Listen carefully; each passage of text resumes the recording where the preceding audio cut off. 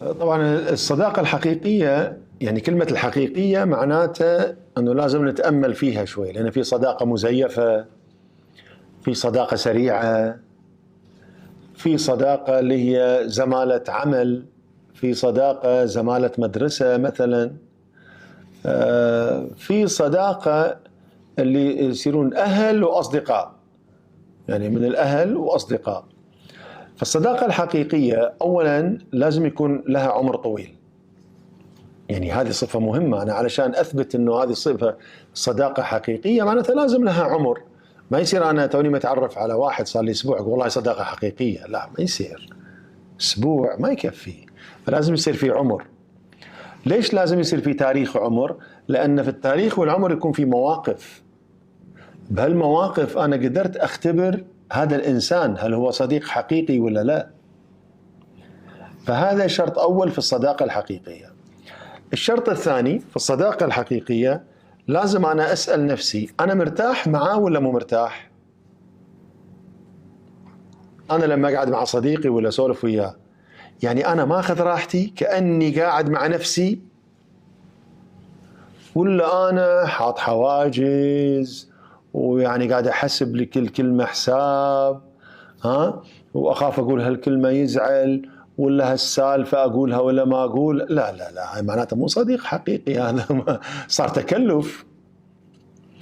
إذا صار تكلف معناته مو صديق حقيقي.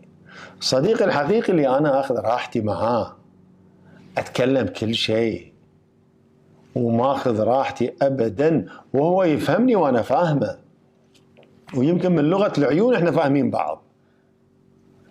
فهذه صفة ثانية مهمة غير موضوع التاريخ وغير موضوع المواقف. عندنا الراحة، الصفة الثانية اللي هي الراحة وما في تكلف. الصفة الثالثة أشوف وقفاته معاي، يعني طيب أنا الحين ضايق خلقي، يقع لي نكتتين ثلاث قام يضحكني مثلا، هذا معناته يعني قلبه على قلبي. هذا شافني مستانس ما ينكد علي يضيق خلقي وكنا يغار من وناستي، ولا حاقد علي ولا حاسدني، ولا لا لا لا لا، بالعكس وناستي من وناسته، واذا هو استانس انا استانست. فاذا عنده المشاعر، عندها الصفات، عندها الشعور، هذا معناته انه صديق حقيقي، قلبه نظيف، يحبني واحبه ويحب لي الخير، عشان شيء لما شافني مستانس هو مستانس. فهذه الصفة الثالثة في الصديق الحقيقي.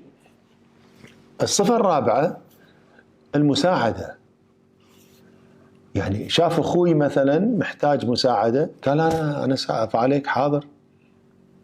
أنا محتاج مساعدة قال أنا أوقف وياك، ايش تامر عليه؟ أنا أشتري لك، أنا أجيب لك، خليك موجود، أنا أروح، أنا قول شو تبي. أحد من أهلي وأنا أسولف له مثلا قال لا أقف عليك، أنا أعرف ترى فلانة هاي طبيبة كذا، ترى هذه جيدة حق العيون، أنت أمك كنا قلت لي عيونها كذا، ترى هذه الطبيبة، أسوي لها موعد. يعني هذه خدمات ما يحتاج أنا أطلبها، ليه كانت الصداقة حقيقية، ويصير هو يحب يخدم أصلا من غير شيء، بمجرد ما يشوفني أنا محتاج يوقف معاي. يعني أتذكر مرة بالسيرة النبوية عمر بن الخطاب رضي الله عنه دخل على النبي صلى الله عليه وسلم وأبو بكر الصديق، كان أبو بكر الصديق والنبي صلى الله عليه وسلم كانوا قاعد يبكون، فدخل عمر الخطاب إحنا هو ما يدري ليش يبكون، كان يبكي. زين. المهم بعدين كان يقول له أبو بكر الصديق، يقول حق عمر رضي الله عنه، قال زين إحنا قاعدين نبكي عارفين الموضوع، أنت ليش تبكي؟ ليش اللي يبكيك؟ كان يقول له شوف الكلمة، قال أبكي لبكائكما. شو يعني عايش معاهم، هذا معناته صديق حقيقي. يعني حتى المشاعر والعواطف أنا معاكم حتى لو مو فاهم، هو ما يدري ليش قاعد يبكون أصلا، ما يدري، ما أبدا. هذه من القصص الطريفة. مرة اثنين اصدقاء وعمرهم يعني مع بعض من زمان، ربع زين، وطالعين بسفينه وكذا. واحد منهم وقف على يعني طرف السفينه وكان في موج فطاح البحر. قام الثاني قط نفسه. الحين اللي طاح يعرف يسبح، الثاني اللي قط نفسه ما يعرف يسبح، بس قط نفسه عشان ينقذ صاحبه يعني. زين، المهم انقذوهم اثنينهم، طلعوهم السفينه. كانوا يقولون حق الثاني الحين انت هذا يعرف يسبح وطاح زي يقدر يطلع، انت شو مطيحك انت؟ ليش قاط نفسك وراه؟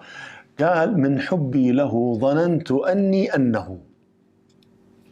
شو يعني؟ شوف العلاقه.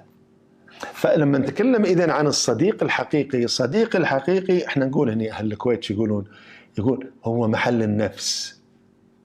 يعني شنو محل النفس؟ يعني وظننت انه. هاي تفسيرها بالكويتي يعني. زين، فاذا الصديق الحقيقي انه فعلا يساعد، يدعم، يعطي.